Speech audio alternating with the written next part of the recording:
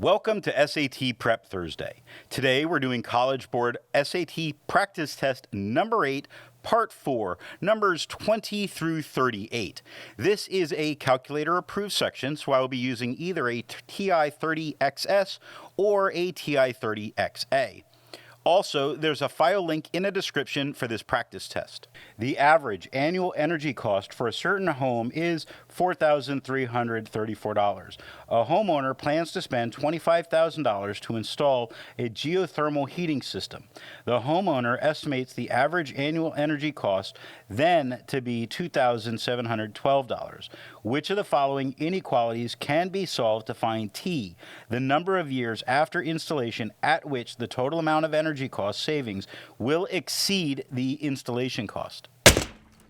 So we understand that they're going to spend $25,000 to install this, and they want to know when it will exceed. It will be greater than $25,000. So what I need is $25,000 to be less than something, and what I get to do is eliminate 3 of those right off the bat, leaving B as the answer.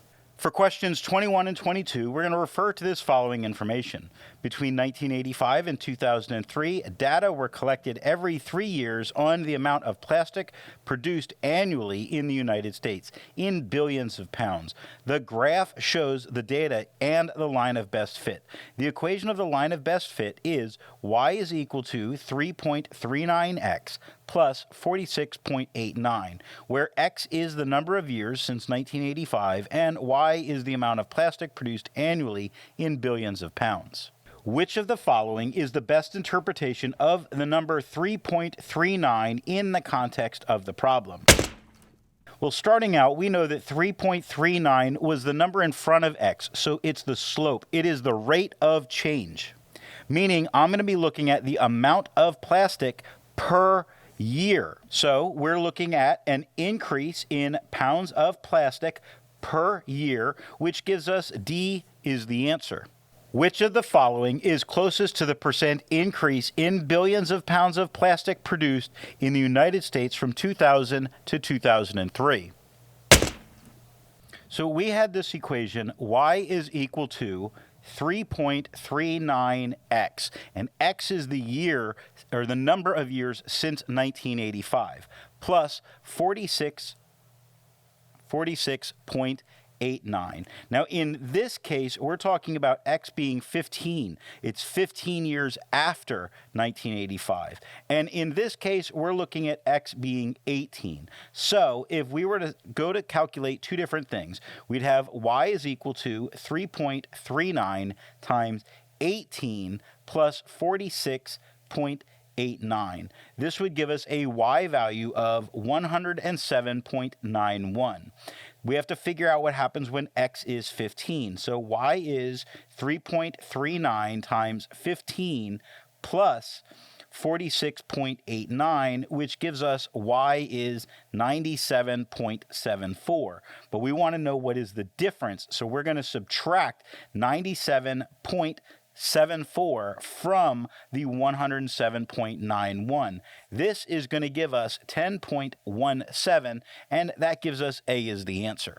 The equation above models the number of members, M, of a gym T years after the gym opens. Of the following, which equation models the number of members of the gym Q quarter years after the gym opens? The key here becomes the time frame we're representing. That's going to be a Q over 4. Now, the equation up here, instead of the T, how about we put Q over 4 in its place? So we wind up with A as the answer. For the finale of a TV show, viewers could either use social media or text message to vote for their favorite 2 contestants. The contestants receiving more than 50% of the vote won. An estimated 10% of the viewers voted, and 30% of the votes were cast on social media. Contestant 2 earned 70% of the votes cast using social media and 40% of the votes cast using text message. Based on this information, which of the following is an accurate conclusion? If all viewers had voted, contestant 2 would have won, and we can't tell that, not at all. Viewers voting by social media were likely to be younger than viewers voting by text message. And that, again, it's not a part of what we've collected for data at all. If all viewers who voted had voted by social media instead of by text message, contestant 2 would have won. And that's not what we're measuring at all, which does leave us automatically with D, which viewers voting by social media were more likely to prefer contestant 2 than voted by text message. The table above shows the population of Greenleaf, Idaho for the years 2000 and 2010. If the relationship between the population and year is linear, which of the following functions P models the population of Greenleaf T years after 2000? So let's start out by saying it's T years after 2000. So we're not entering the year, it's the number of years. This lets us immediately eliminate C and D as the answer. Now, if I were to look at this information and say I have an X sub 1 and an X sub 2, a Y sub 1 and a Y sub 2, that would mean that my slope M is 846 minus 862 over 10 minus 0, which would give us a negative 1.6, so A is the answer. To determine the mean number of children per household in a community, Tabitha surveyed 20 families at the playground. For the 20 family surveys, the mean number of children per household was 2.4. Which of the following statements must be true? The mean number of children per household in the community is 2.4. We don't know that because if you didn't have children, you wouldn't be at the playground. A determination about the mean number of children per household in the community should not be made because a sample size is too small. It's not that the sample size is too small, it's that it completely excludes samples where there are no children, or where there's families that have children but they are not at the playground. The sampling method is flawed and may produce biased estimate by the mean number of children per household in the community, and it certainly does feel like that's the case. The sampling method is not flawed and is likely to produce an unbiased estimate of the mean number of children per household in the community, and we already realize that we're not talking about even measuring the number of children in households without children. In the xy plane, point PR lies on the line with equation y is equal to x plus b, where b is a constant. The point with the coordinate 2p 5r lies on a line with the equation y is equal to 2x plus b. If p is not 0, what is the value of r over p? So we start by realizing that, we're really talking about y is mx plus b. And right here, what we get is that y is equal to x plus b. And because we have an rp, what we actually have is that r is equal to p plus b. Now, this currently is one of our equations. Now, for this equation, y is equal to 2x plus b, we're also dealing with 2p 5r.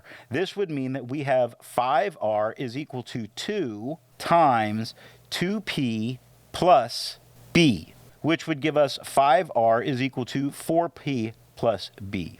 Now, I have a system of equations when I bring this other one down where I have r is equal to p plus b.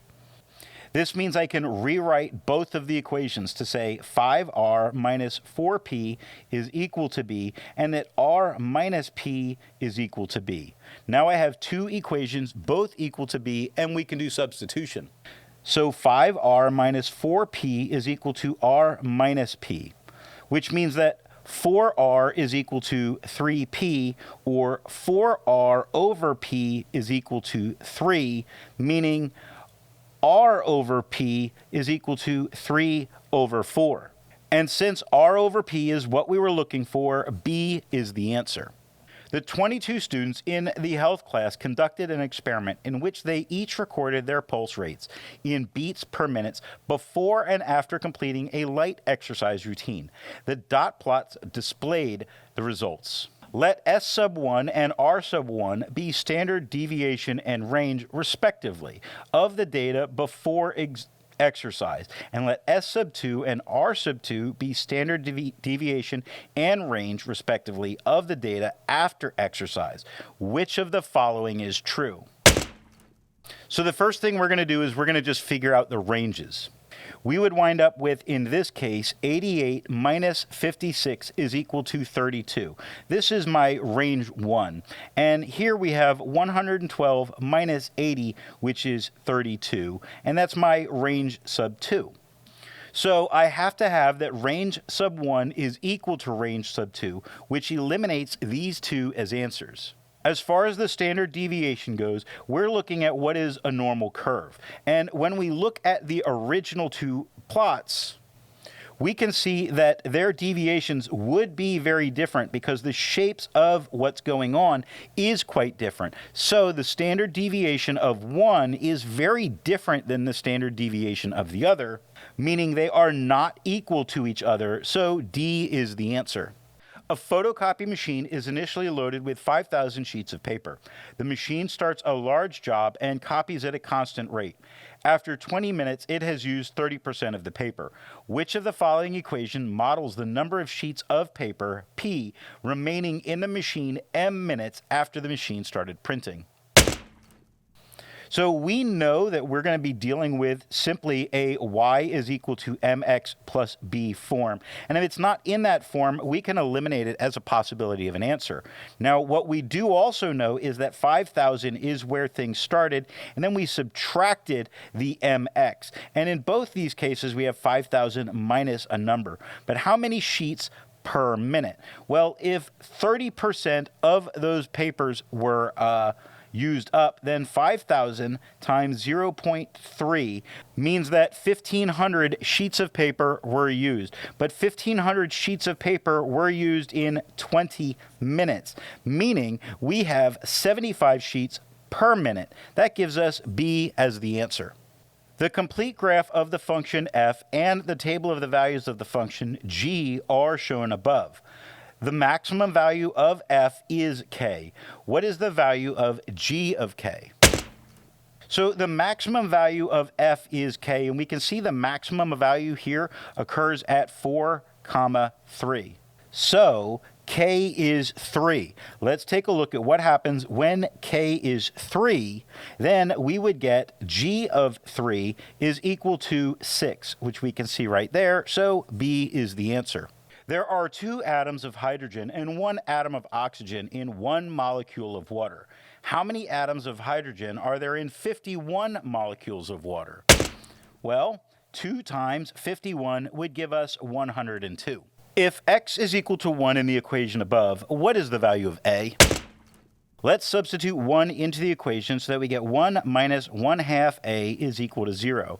That would mean that 1 is equal to 1/2 A, or 2 is equal to A. In the xy plane, the equation x plus 2y is equal to 10 and 3x plus 6y is equal to c represent the same line for the constant c.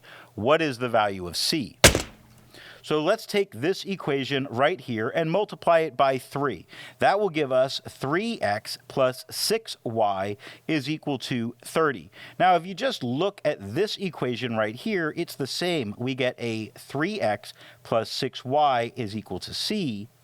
What that means is that c is equal to 30. On April 18th, 1775, Paul Revere set off on his midnight ride from Charleston to Lexington. If he had ridden straight to Lexington without stopping, he would have traveled 11 miles in 26 minutes. In such a ride, what would the average speed of his horse have been to the nearest tenth of a mile per hour? So we're dealing with miles per hour, and we understand that it is 11 miles, and it took 26 minutes. Because it took 26 minutes, we need to convert this by saying 60 minutes in 1 hour, and now we can have miles per hour. So 11 times 60 divided by 26 would be approximately 25.38 miles per hour, but we want rounded to the nearest tenth, which means 25.4. The graph of the function f defined by f of x is equal to negative 1/2 x minus 4 squared plus 10 is shown in the xy plane above. If the function g, which is not shown, is defined by g of x is equal to negative x plus 10, what is one possible value of a such that f of a is equal to g of a? So we're looking simply for g of a, or we're going to f of a is equal to g of a. Now, f of a would be negative 1/2 x minus 4 squared plus 10. And g of a would be negative x plus 10. So let's move this 10 to the other side. Those would cancel out. Let's multiply both sides by negative 1/2 so that we have x minus 4 squared is equal to 2x. Now let's multiply this out so that we can have x squared plus 8x plus 16 is equal to 2x. Moving 2x to the other side, we would get x squared plus minus 10x plus 16 is equal to 0. You're going to notice I wrote the wrong thing here. I changed that to a negative. Now we're going to write this as factors, and these factors are x minus 8 and x minus 2 is equal to 0. This means that x can be either 2 or 8, and there's our answer. In triangle RST above, point W, which is not shown, lies on RT. What is the value of the cosine of the angle RSW minus the sine of the angle WST? So we're just going to help ourselves out and place a point on that line, which is W, so that we can see it. So this means that angle RSW plus angle WST is equal to 90 degrees. So the cosine of angle RSW is equal to the sine of angle WST. So from there, we can say that the cosine of the angle RSW minus the sine of angle WST is equal to 0. Questions 37 and 38 are going to refer to this following information. When a patient receives a penicillin injection, the kidneys begin removing the penicillin from the body. The table and graph above show the penicillin concentration in a patient's bloodstream at 5-minute intervals for the 20-minute immediately following a one-time penicillin injection. According to the table, how many more milligrams of penicillin are present in 10 milliliters of blood drawn from a patient 5 minutes after the injection than the percent in 8 milliliters of blood drawn 10 minutes after the injection? Well, 5 minutes after, there's going to be 152 per milliliter. So 10 times 152 will give us 1520. And 10 minutes after, there will be 118 per milliliter. So 8 times 118 will give us 944. We can subtract this from the 1500 to get 576. The penicillin concentration in micrograms per milliliter in a patient's bloodstream T minutes after the penicillin injection is modeled by the function P, defined by P of T is equal to 200 B to the T over 5 power. If P approximates the value in the table to within 10 micrograms per milliliter, what is the value of B rounded to the nearest tenth? So we're going to use a couple of known values here, like 5 and 152. This would mean that P of 5 is equal to 152. Now, it also means that P of 5 is equal to 200 times B to the 5 over 5 power. Kind of a good reason to choose that, because 5 over 5 is 1, which means P of 5 is 200B, which is also 152. So 152 is equal to 200B. B is equal to 152 divided by 200, which is 0.76, so 0.8.